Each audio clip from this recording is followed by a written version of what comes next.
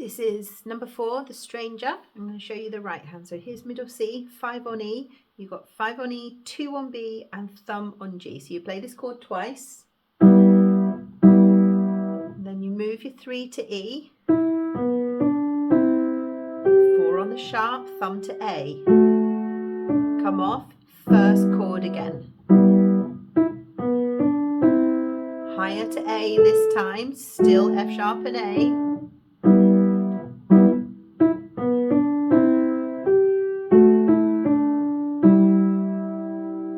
Okay, so that tune happens 3 times. The first time,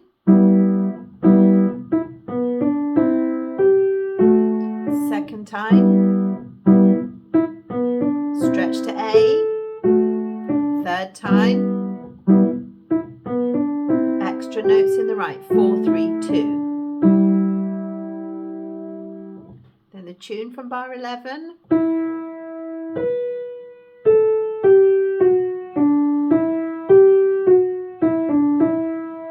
This time you stretch 3 to B. Mind the gaps.